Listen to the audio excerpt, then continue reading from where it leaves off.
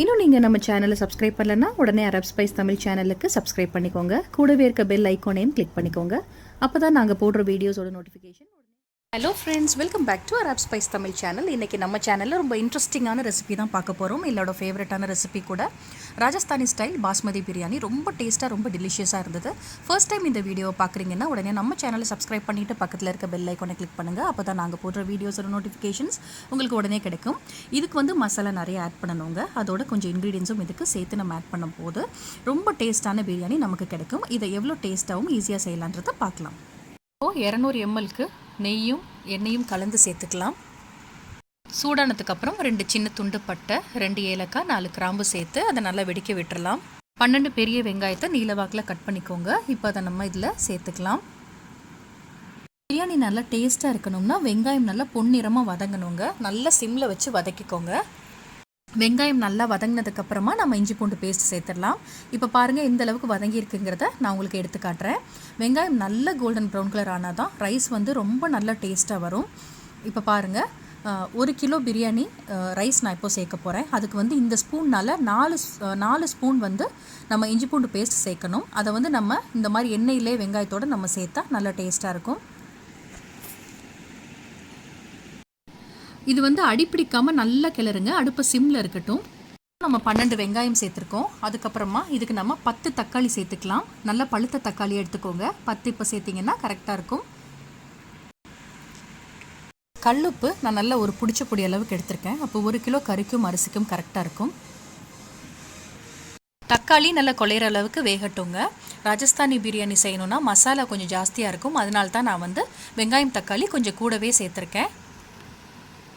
அடுத்ததாக ஒரு 12 பச்சை மிளகா சேர்த்துக்கோங்க. உங்கள் காரத்துக்கு ஏற்ற மாதிரி நீங்கள் பச்சை மிளகா சேர்த்துருங்க. இப்போது நான் வந்து 1 கிலோ மட்டனை மீடியம் சைஸில் கட் பண்ணி ஒரு தடவை வாஷ் பண்ணி வச்சுருக்கேன். தக்காளி பாருங்கள் இப்போ நல்லா குழஞ்சிருச்சுங்க. இந்த ஸ்டேஜில் வந்து நம்ம 1 கிலோ மட்டன் இதோட சேர்த்துடலாம். அடுப்பை சிம்லேயே வச்சுக்கோங்க. அப்போ தான் அடி பிடிக்காது. மட்டனை சேர்த்துட்டு நல்லா மிக்ஸ் பண்ணி விட்டுருங்க. இப்போ ஒரு கை அளவு நான் வந்து மல்லி சேர்த்துருக்கேன். மல்லி சேர்த்துட்டு அதை மிக்ஸ் பண்ணி விட்டுறலாம். நல்லா ஒரு பிடிச்ச பொடி அளவுக்கு மல்லி சேர்த்துக்கோங்க.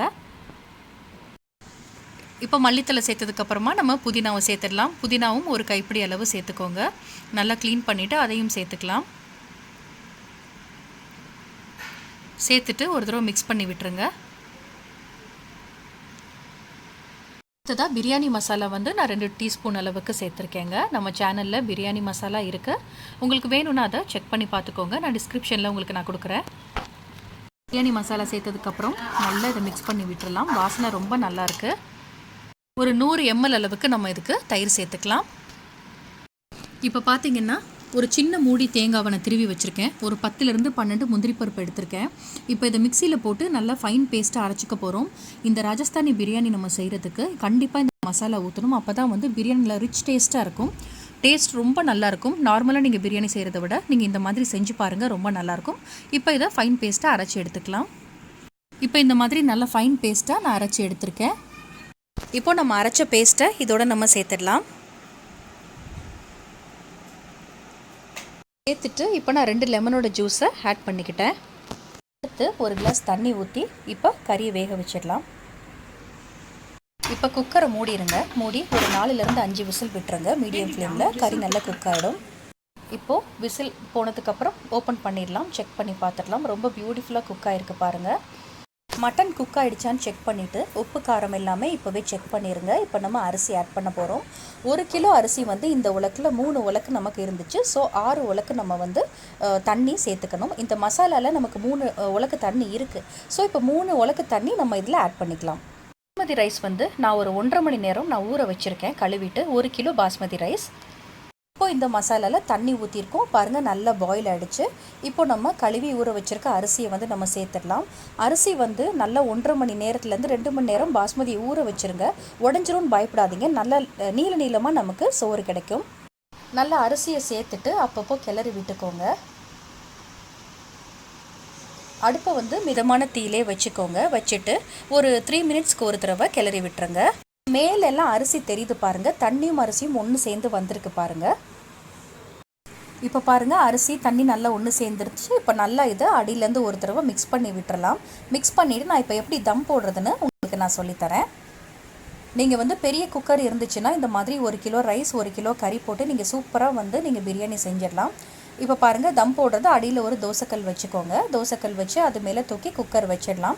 இப்போ வந்து அடுப்பை ஃபுல் சிம்மில் வச்சுக்கோங்க. ஃபுல் சிம்மில் வச்சுட்டு இதை லெவல் படுத்தி விட்டுடலாம்.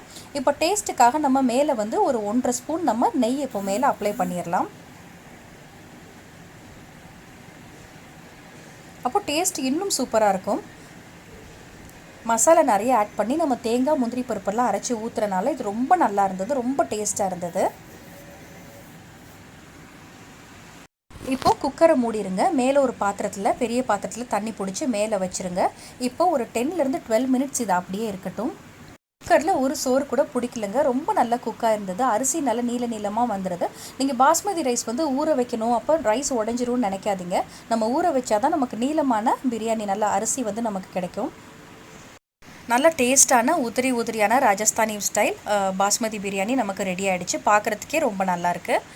ஈஸியான டேஸ்டியான ராஜஸ்தானி ஸ்டைல் பிரியாணி நமக்கு ரெடி ஆகிடுச்சு. நீங்களும் இந்த மாதிரி ட்ரை பண்ணிவிட்டு உங்களோட ஃபீட்பேக் எனக்கு மறக்காமல் சொல்லுங்கள். இவ்வளோ நேரம் பொறுமையாக பார்த்ததுக்கு ரொம்ப நன்றி.